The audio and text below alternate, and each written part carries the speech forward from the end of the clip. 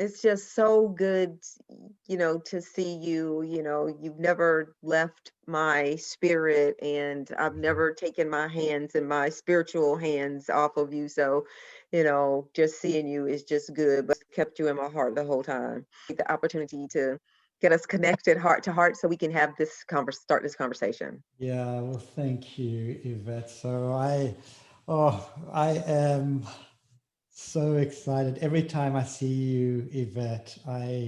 It just you nourish my soul with your loving spirit. And I'm here with Yvette Miller, the executive medical officer of a leading I disaster love it. organization.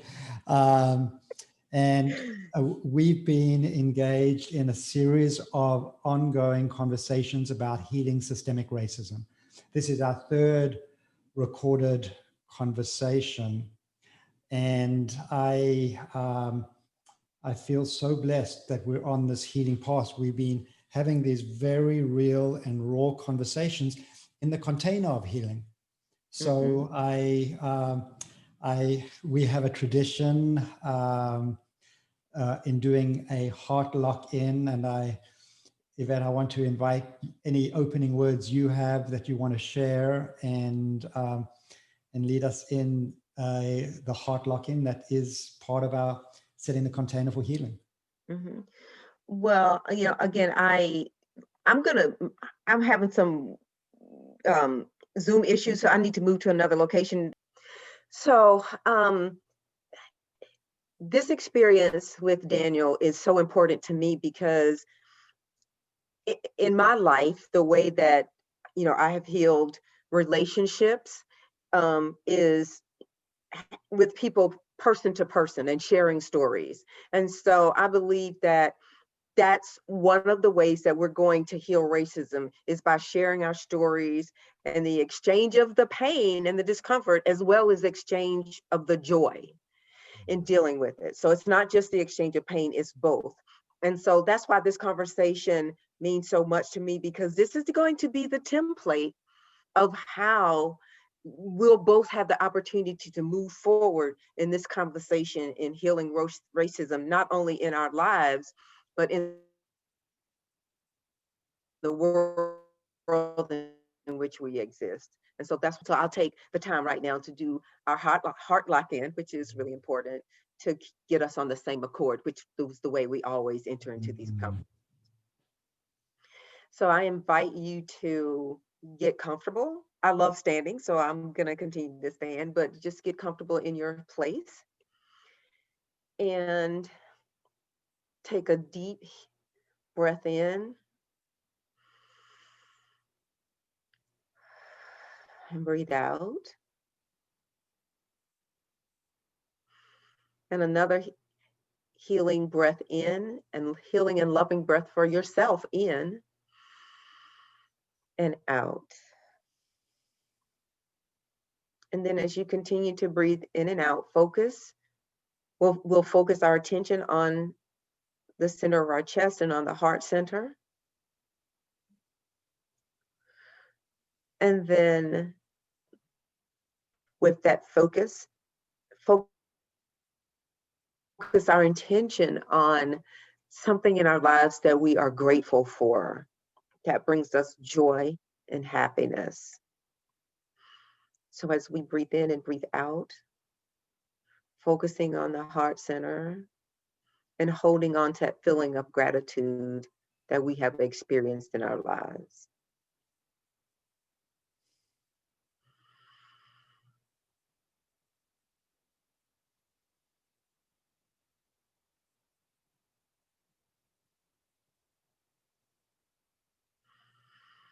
And that same joy and acceptance and gratitude that we are breathing in and breathing out for ourselves,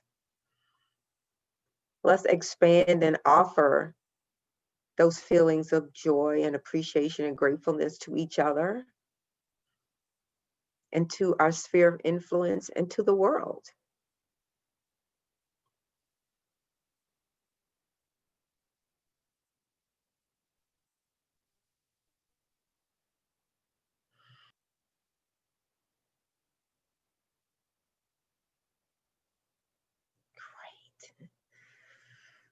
So Mm. Mm. it helps us get ready for this conversation. And I hope all of you listening had the pleasure of actually sharing in that along with us. And if not, I would encourage you to go back at this point and just rewind the video and bring yourself forward to this moment with us.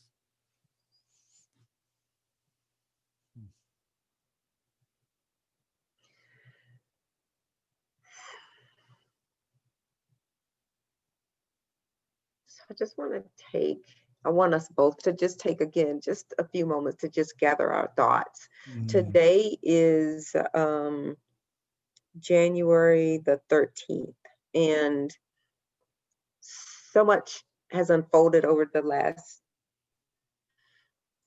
7 days that has left an indelible mark on the world, but it's certainly an indelible mark on me. And so I want to have that be part of our conversation today. Yeah. And I'll start by sharing how I'm feeling and what I'm bringing to this conversation. And then, Daniel, just I'd like, to hear your reflections on, sort of what's been going on in your life, any way that you would like to share it. I'll take your lead, Yvette. Okay.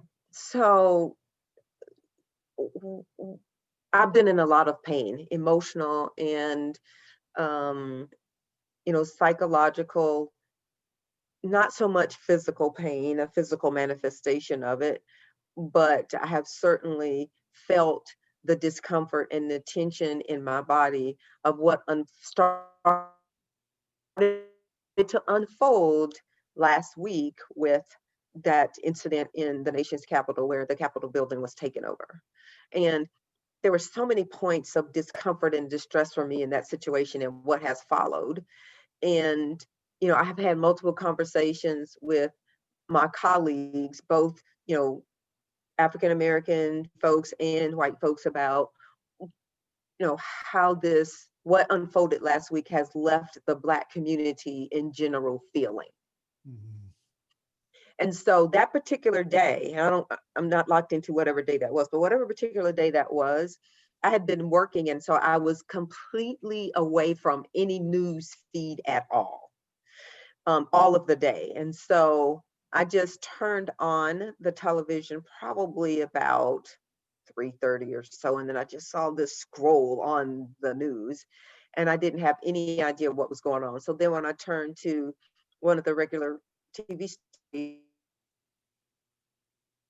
stations, the national TV stations, and saw was I felt immobilized by the event as I watched the people climb the walls and smash through the windows and watch how the police took no action against them while this was unfolding. And I was immediately, transported back to that moment in time where I was watching the Black Lives Matter march right there in front of the White House, where there were riot police and riot gear. And when Trump wanted to walk across the street to that church and hold a Bible, they were dispensing tear gas and they had on their riot gear and they were forcefully pushing people back, and I was watching how basically a handful of protesters were that were mostly Black and brown and people protesting peacefully, how they were treated compared to this mostly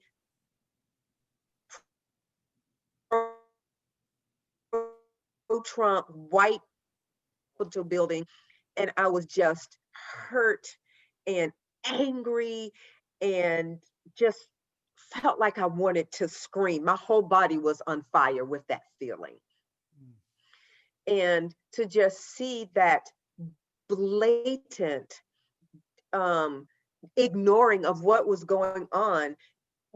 And I felt in my heart it was primarily because it was white folks versus the mixed population and primarily African American population of people, the way that were treated, you know, the dichotomy in the way that those people, but those situations were handled, just created, pain, and was just layered on the trauma that I've been experiencing over, since basically February of last year, when COVID uncovered the real situation of how Black people are treated in this country. So this just added basically another stab, not in my back, another stab to my heart as to how much further we have to go. And then the other thing that I have been upset about all along is to hear people say our country is better than this. This is not what America is about. America is exactly about this. This is America. This dichotomy in the way people are being treated, the use of force against Black people and not using force against white people. That's exactly what this country is about. This is the way this country has always seen Black people and populations of color as somebody who is always guilty from the beginning, and you need to treat us like criminals. And white folks who are tearing down the nation's capital are not being treated like criminals. So this is our nation. We are not better than this. We are this. This is us.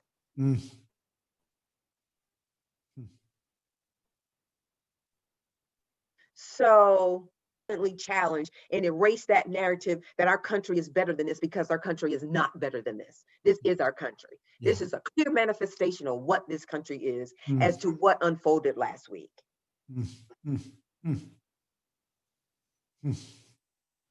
Wow, Yvette, that's really powerful. First of all, I want to just thank you for sharing your perspective that is just so incredibly valuable for all of us, And what I've just heard you express is this important understanding that the work begins from meeting,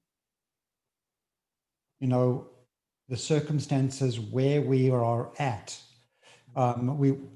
It's important to really kind of start at the baseline. So if you start at a higher baseline where we think we've evolved to, then we miss out in the gap in saying, well, no, that might be our aspiration, but it's very different from where we're at now. And so we need to start working from here to create meaningful reform. Absolutely. That's exactly it. We have these lofty aspirational goals as to what we think we look like and what we would like to look like. But right now, we have to deal with the reality of what the situation is now to move further, because we can't move past what's happening now if we're only looking at the future. We have to look at the reality. So repairing the relationship in this country between ethnic groups is just like repairing with choice. If you have a relationship in your personal life that you want to repair, and you make the conscious decision that I want to repair this relationship and bring us together and move forward in this relationship, you make the choice. We have to deal with the injury. We have to deal with the feelings of the injured parties right now and come to grips and come to terms with what that injury was and how we can put it into perspective. We can't repair what has happened, but we can be honest with what has happened and talk about how we can move forward with it. We can't repair the past. We can't do anything about the past, but we know what we need to do to move together as a unified body into the future.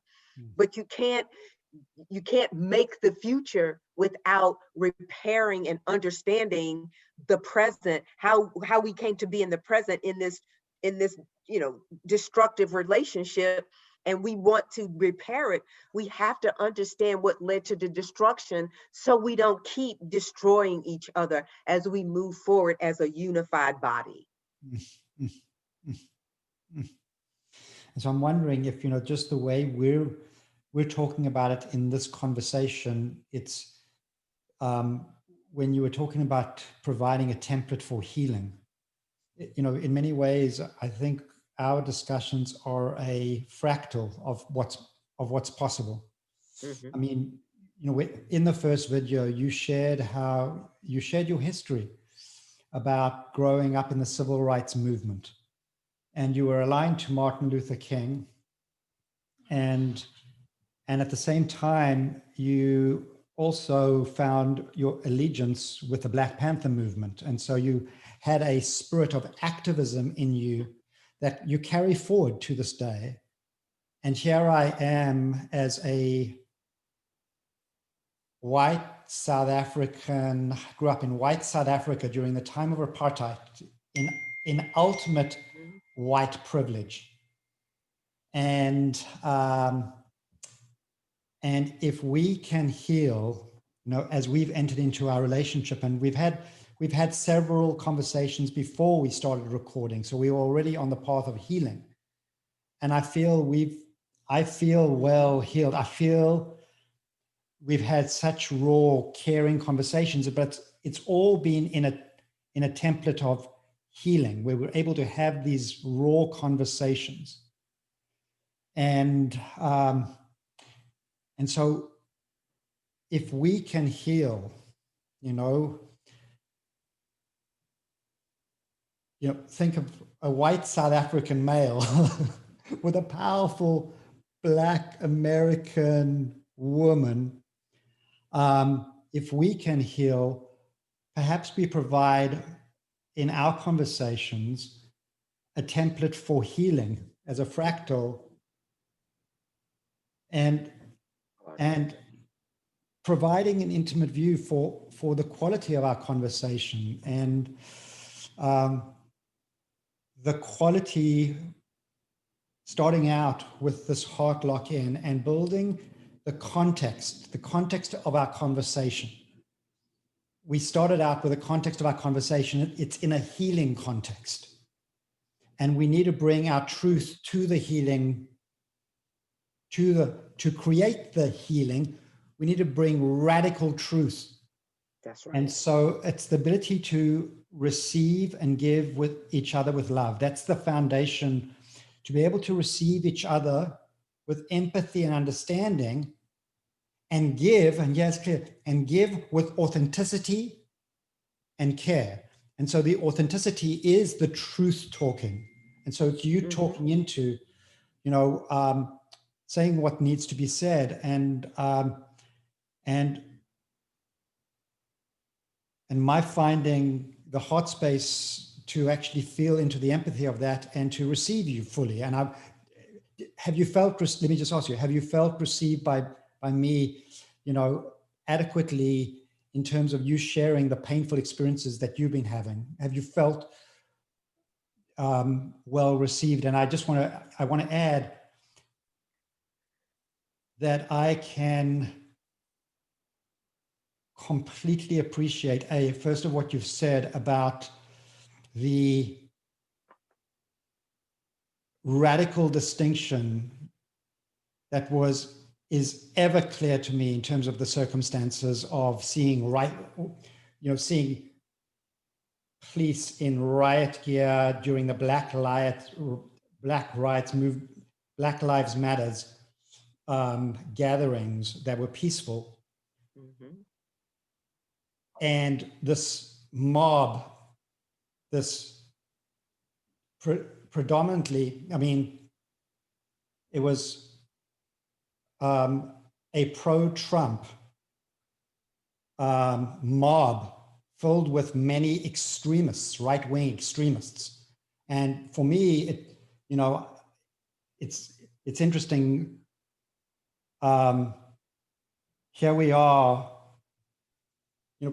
that right-wing extremism has a mix of racism as it does anti-Semitism. So, Yes.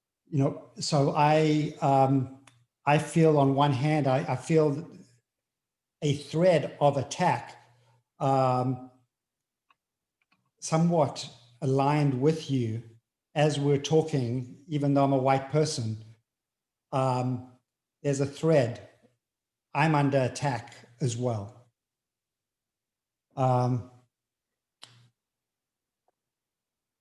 So I deeply hear what you're saying, and I just want to check in with, do you feel well received by me in terms of my tone and my heart space open? I do. I do feel that, our heart's agreement, as well as our verbal and intellectual agreement when we started this conversation, is that we would, honor each other's space and extended, love and caring and honoring of my experience. So, but something that's really important for me to get from you is, um, in a situation where, and I'm going to use language that I use in this type of theatrical work that I do, called the theater of the oppressed. So we use terms like the oppressed and the oppressor.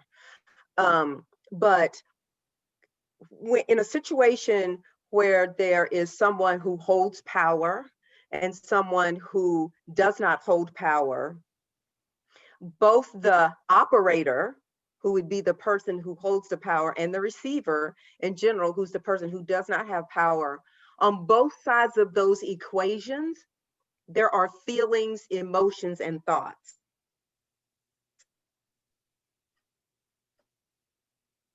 I'm clearly giving to a community that has been oppressed. Although as a physician, I and we all are part of the oppressor and the oppressor class. But being a Black woman in this country, I have certainly felt a great deal of being part of the oppressed class. So the oppressed, the person who is the operator, or generally the person who's holding the power, has some feelings about that situation.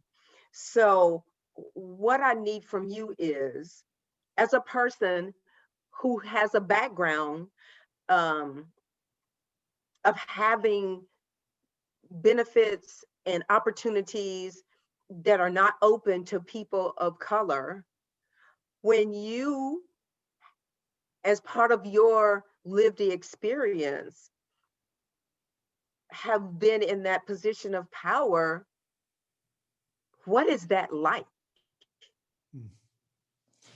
Well, for you? What has been your experience in living in an apartheid country and having that power of being in the oppressor class? What is that like? yeah, wow, it's a big question, and it's evolved for me over time. When I was growing up, um,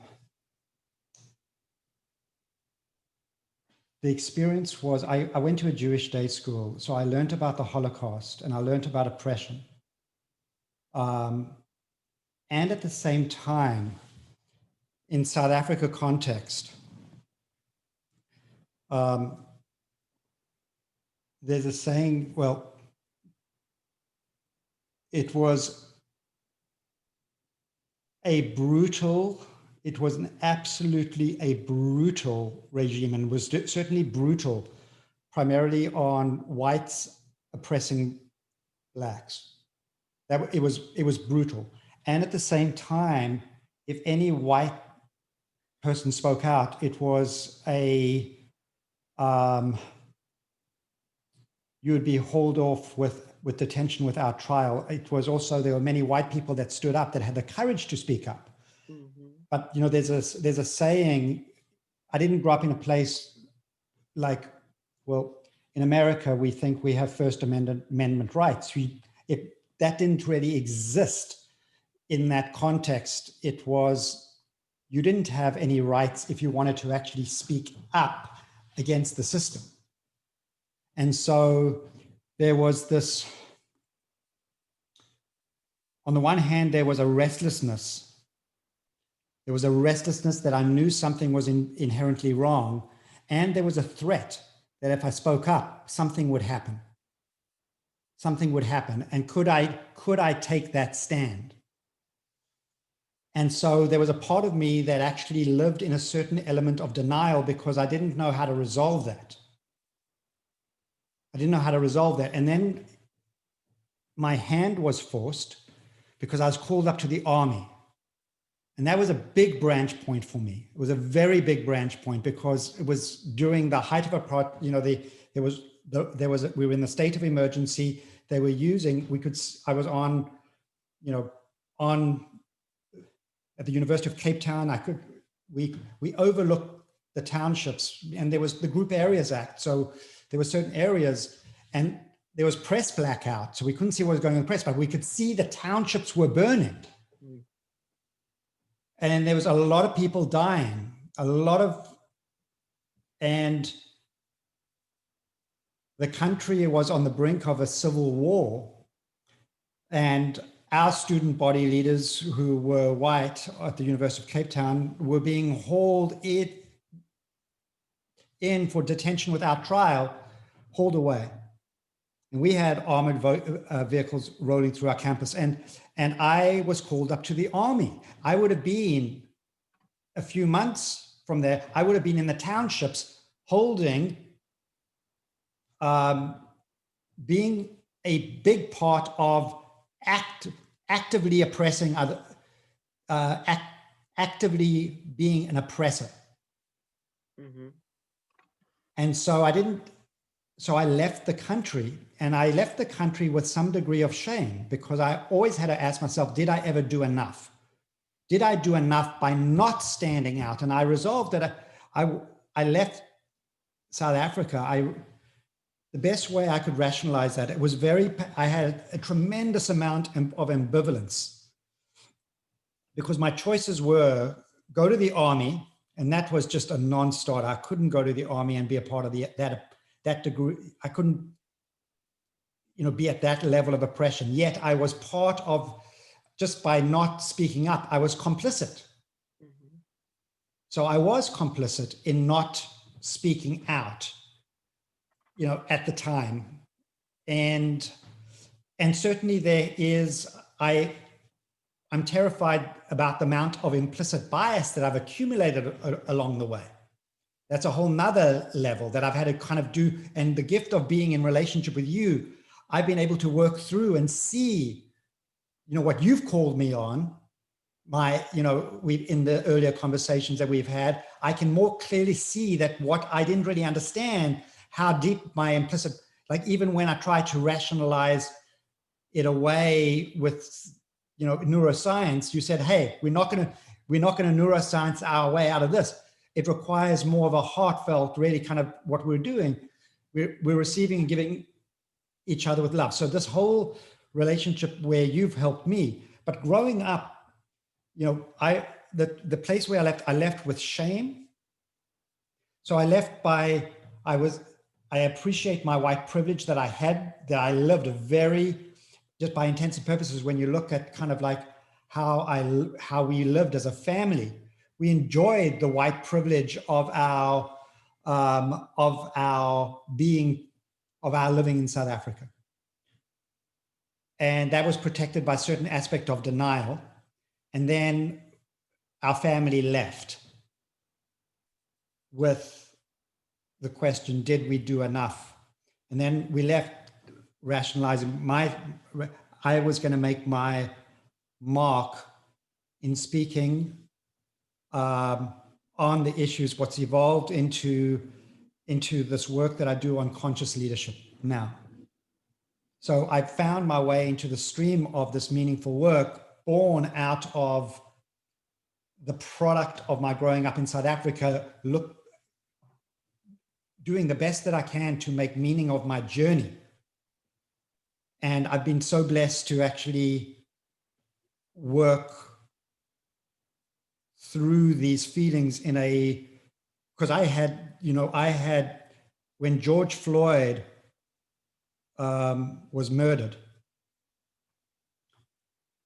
it activated in me a whole new level of white shame and white guilt. It it awakened for me, and it was like, because I was doing this work of conscious leadership, and it really reactivated the white shame that I've been carrying, that I have to more fully integrate in me. There's, the white fragility. I have that. I when you say, I have an aspiration to lead from my higher self, and I've got to meet myself where I am on my journey, on my evolution of my journey. And I feel like I've claimed a lot of ground, and I know that I have additional ground to claim, and that's what I want to learn more into. But I've opened myself into my active learning cycles where I'm committed to this learning process. So I hope that's, is that helpful? Is there anything else you want to ask about that? I mean, do you think I mean, I am accepting of that conversation.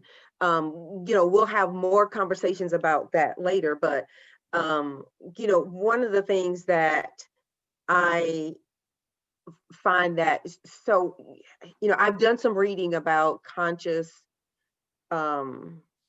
not conscious capitalism. You mentioned conscious leadership, I think. Yeah. Conscious leadership. Is that what you said? Conscious leadership? Yes. Yes. So what I'm finding now is there's lots of conversation going on about conscious leadership, and it's going on with mostly Black and brown people standing at the front of a room, or I guess standing in front of a Zoom camera with just legions of people, mostly white folks, listening. We don't make changes like that. We don't make changes in behavior like that by sitting and just listening. The work of rooting out racism is an action. It's intentional. It's you have to be propelled into motion.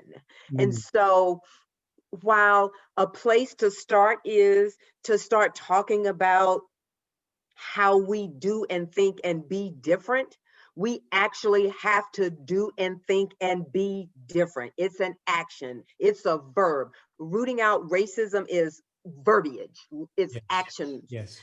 So, conscious leadership, there's plenty of books out there to read, intellectually move forward with. Thinking about it and talking about it is part of it, but the moving forward has to be deliberate and intentional action. Yeah. And so that's part of what we're doing here, is setting a framework of these are the kinds of actions, these are the kinds of things that you can do. Listening is absolutely an important part of it, but the doing is the work of it. And that's what we are doing. That's what we have to do, is the work of it. So with your permission, Yvette, I would just like to, I believe we've shared this. Could I share this diagram?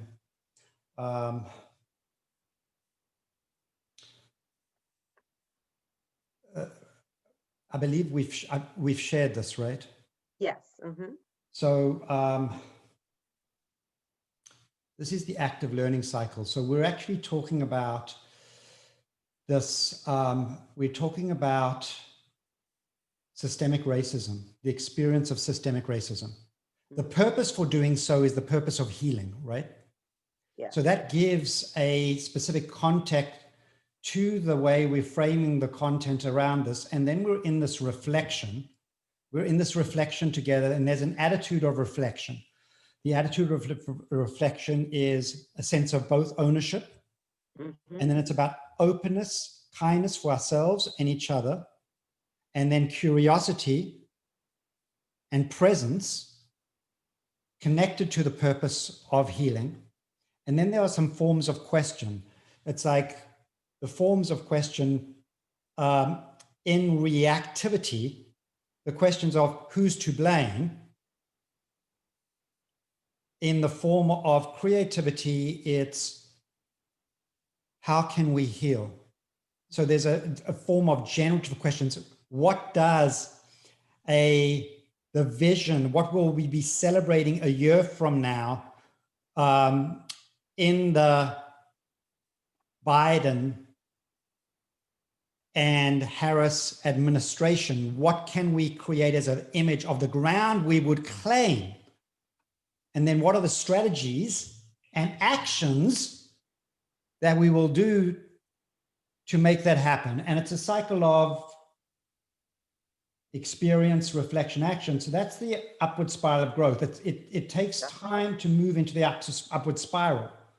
Mm-hmm. What you're talking about is so important because, you know, I wanted to add that the way I'm experiencing that capital right, it's touching the nerves. You know, there is such a allergy that I have to that experience. And, you know, my desire is right now is for retribution for justice. So I am feeling that the actions, we're in the impeachment proceedings.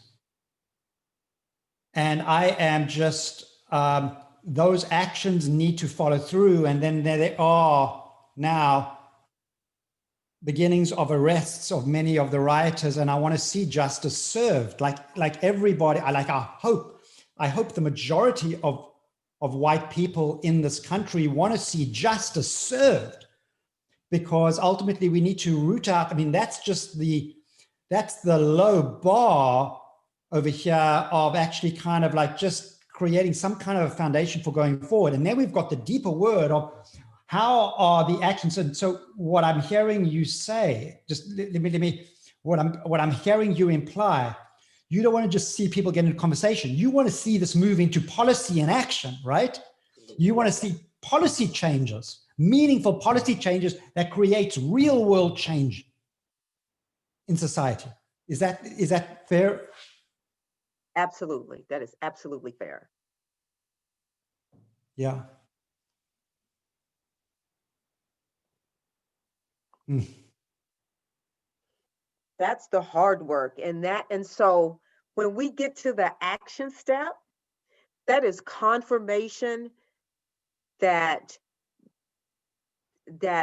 transformation has occurred. Yeah. When people can say, I know what to do to make the change that I want to see. But all that work we're doing with reflection and talking, that is moving us through that transformation phase for us to get to the action. Yes. You can't be the same person you were when you started if you're going to move to action, because it takes a completely different mindset and heart set to get to those action steps. Yes. There has to be transformation in that cycle. Yes. And it's the willingness, you know, there is the willingness. So one of my favorite sayings is, and it was borrowed from Patrick Lencioni, speaks about destructive conflict and artificial harmony. So one of my favorite sayings is that the flow channel of growth runs in the river of creative abrasion. That's right. Between the banks of destructive conflict, but worse yet, artificial harmony. And so ultimately, you know, the one peril is, and the more dangerous bank is artificial harmony. Mm-hmm. It's really artificial harmony, because that represents complete disengagement. And so this is about being polite is not going to do it. It's being polite and civil. It's not going to do it, right? Right, it's not. It's actually going to be in raw, meaningful conversation, and then understanding that moving, it's probably safer to swim closer to the bank of destructive conflict, because that still represents engagement. And if you've got good conflict resolution skills at that boundary, you can pull yourself back into that place where the real work of change happens in that raw channel of you kind of iron sharpening iron, iron polishing iron, where we get to we work through some things and we're willing to stand in our discomfort to get to where we need to go. And I think the biggest challenge is that people need to enter into this idea that it's not about being comfortable. It's about the effectiveness comes from going through this phase of discomfort, at times intense discomfort, and having the courage to stay in this lane and work it through into the output of pragmatic action that creates societal transformation. Yes. So, and we've had this conversation before, and I appreciate you, loving and appreciating it. I bring a lot of heat to our conversations. Yes. But that heat is like the heat that you use to cook your dinner. It's transformational. Right. You have you have this delicious, steak that you're trying to cook to your perfect, whatever way that you like it cooked, but that heat is transformational. So the heat that we have in these conversations around, diversity, inclusion, and lack thereof, there's going to be heat. So to think that, we're going to have, as people describe it sometimes, this kumbaya moment, we ain't looking for a kumbaya moment. Yeah. There does not need to be a kumbaya moment. We don't need that right now. We need transformation. And heat is part of the transformation. And so on both sides of the equation, Black folks got to be able to take some of the heat. White folks got to be able to take some of the heat. So, and everybody has some point of responsibility for what's happening. Again, and it's not equal. The people who hold the purse strings and the power and the resources have more to account for than the people who don't have the resources. So this is not an equal conversation. The people that manage the resources are the people that really got to say, yeah, we screwed this up, and yeah, we want to keep it all for ourselves. We know that's wrong, and so now we have to redistribute the wealth. That's the basic conversation. That's the basic honesty that people have to say. We have been wronged. We understand what white privilege has given to us. Hell yeah, we want to hold on to it. But to be the correct human that I want to be, I got to relinquish this. So that people who hold the resources have to say, I have to relinquish this. I have to give this up. I have enough for myself. I know I have enough for myself. What is it that is in me that is saying I have to keep a death grip on all of the resources? That's what white folks have to come to terms with. Why do I feel like I have to be in control of everything? I have resources for my family for 10 generations into the future. Why do I feel like I have to keep accumulating the wealth that needs to be shared and hold it for my own? Just, in a common conversation that we've said, white folks got to have this conversation with white folks. You have to ask each other, why do we feel like we have to hold on to all the resources? Can't we see the wrongness in that?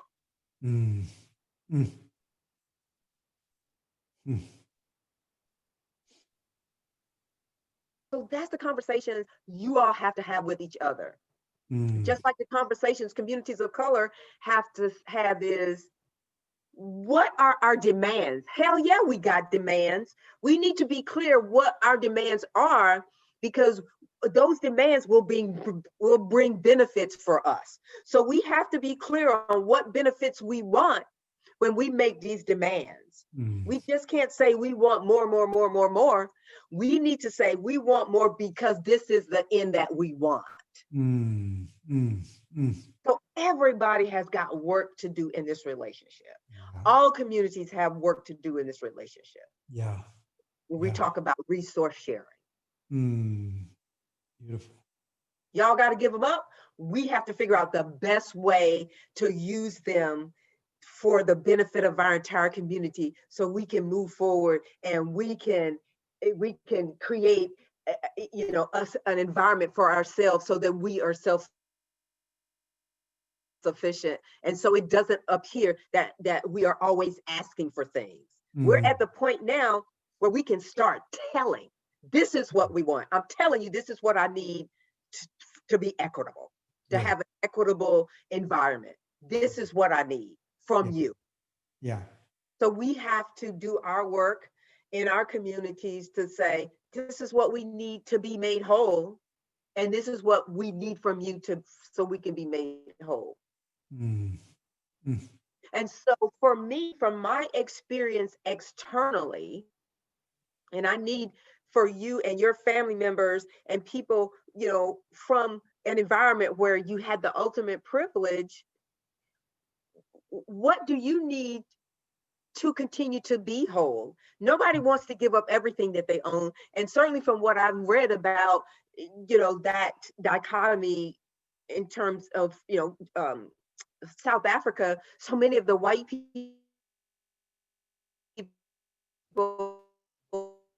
were in great fear that them and run them out of the country. A lot of them chose to leave the country on their own with their resources. And so um, I want to hear the story from your people and your family and how you all deal with that. I have openly and will always continue to share my family history with you, but I want your real, family and group history from your experiences in South Africa. I really want that for me. That's part of my healing that I want. Mm. Mm. Yeah. Wow. So we lived a very privileged life over there, and the experience of actually leaving was that we certainly moved from a place of one type of privilege to a place of another kind of privilege. Because as you say, white people in America enjoy a certain aspect of privilege just because they're white. At the same time, it actually eroded our resources. What we left with, we couldn't take out all of our assets. We could only take out the interest on our assets. And so there was a certain so our family, the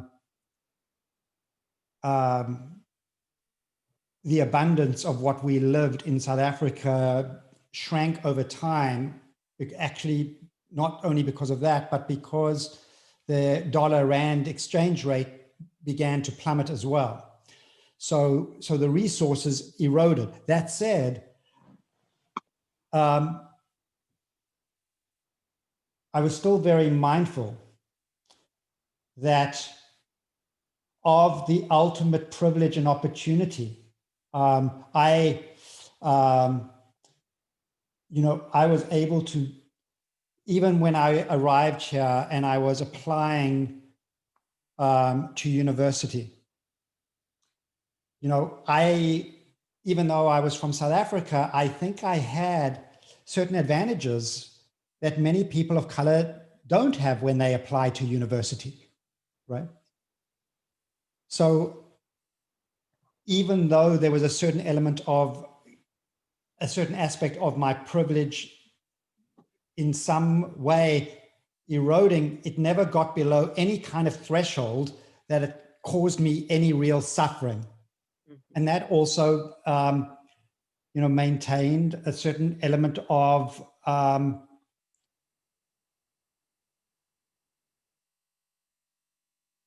shame and guilt with this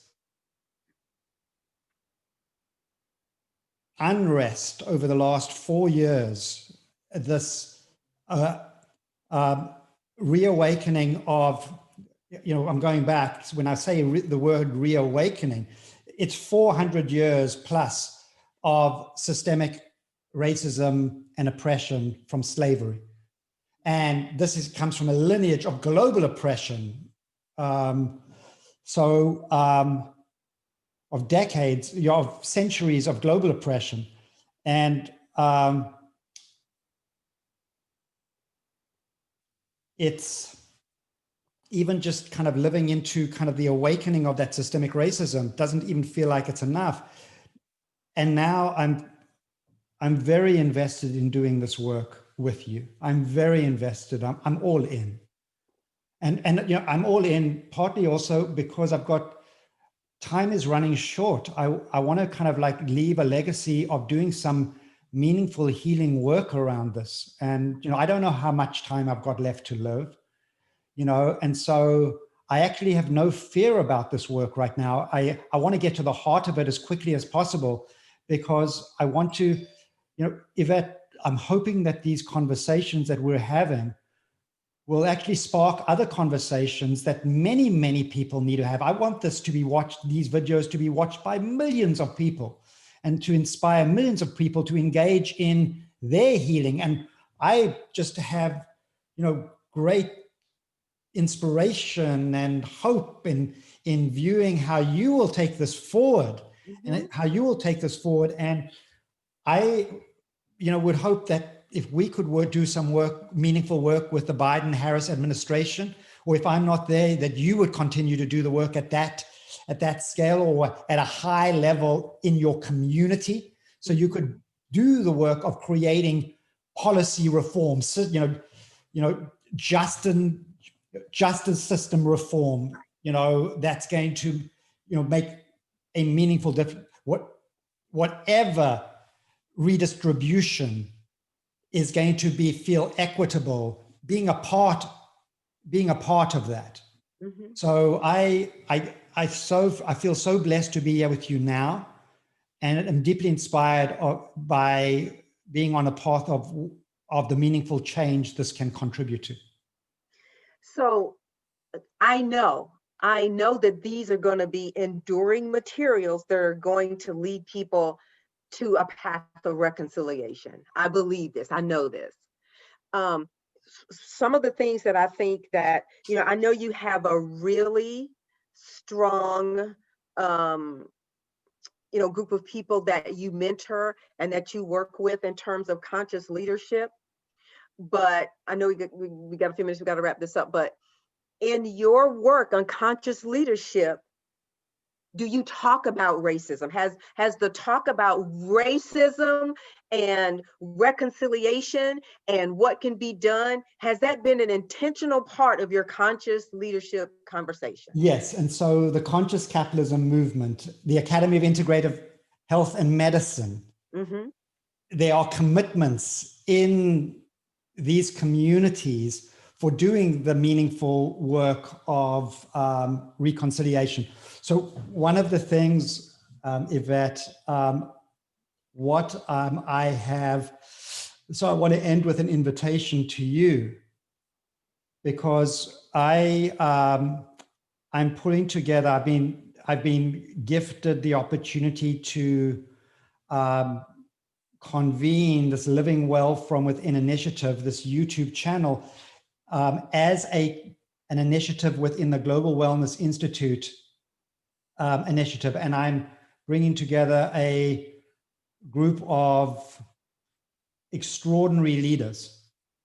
And I really want you to invite you to be a part of that coalition too, because it gives us a space to convene, mm-hmm. and for us to set the agenda.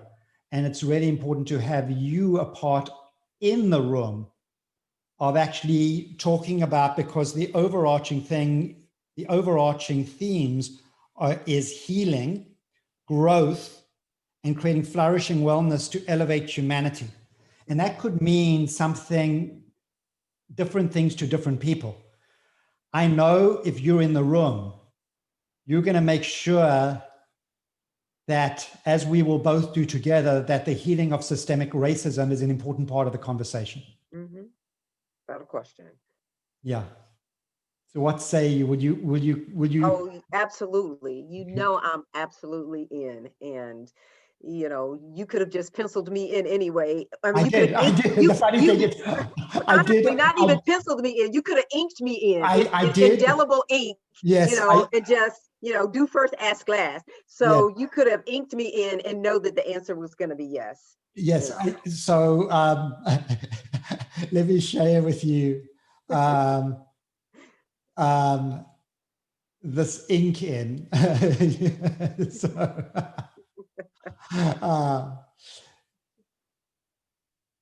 uh, here you are in ink on the list in the coalition.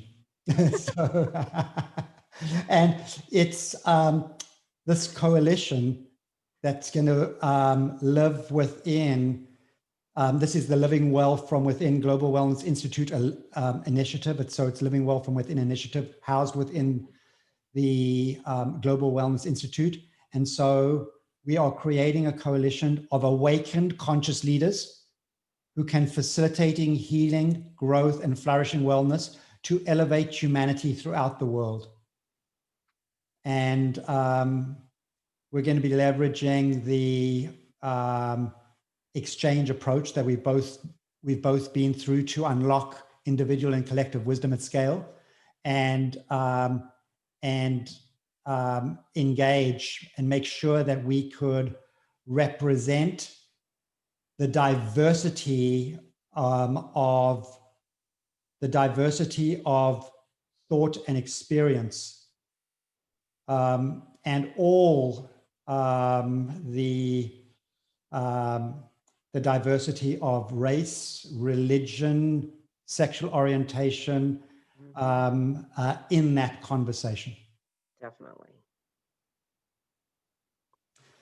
So I know we're at the top of the hour. I want to invite you to share anything that you feel you would like to share in closing.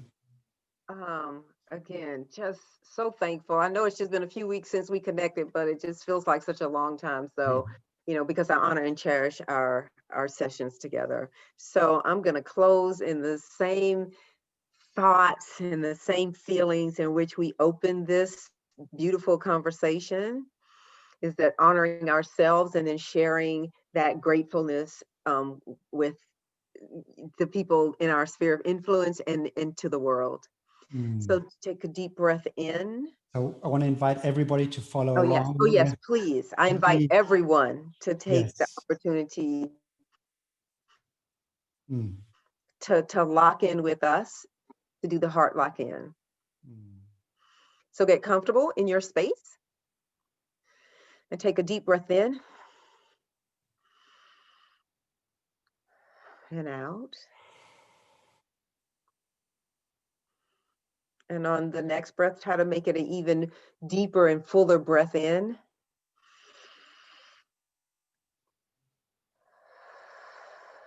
And exhale. And as you breathe in and out, focus your attention on your heart center, or on the center area of your chest. And in the same moment that you focus your attention, think of something for which you are grateful for, that brings you joy and happiness and fulfillment. And as you breathe in and out, radiate that joyfulness throughout your body.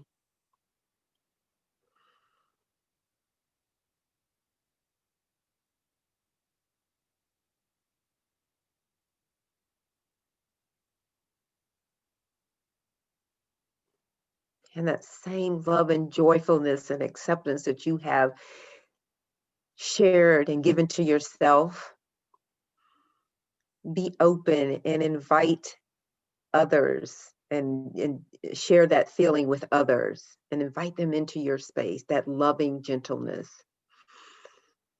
to your sphere of influence, your family, your friends, and to the world.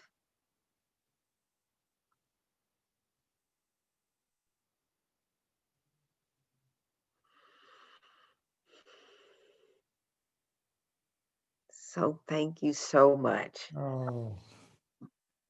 I felt tingles. I felt tingles all in my legs. I felt that tingle all the way down to my toes. Well, you know what I was thinking when you said think of somebody you love and appreciate, I immediately thought about how much I love and appreciate you and how I just feel so blessed for our conversations together.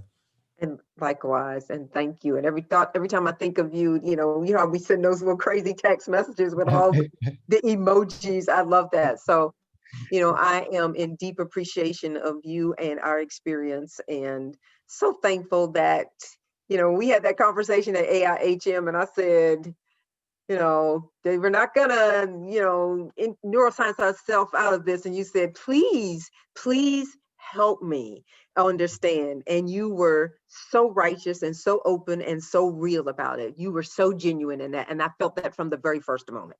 Yeah. So again, I thank you so much.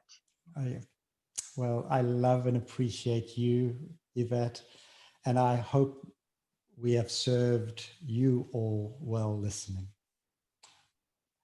Wishing you all a blessed day. One love. Thank you, everybody. One love, one love, one love.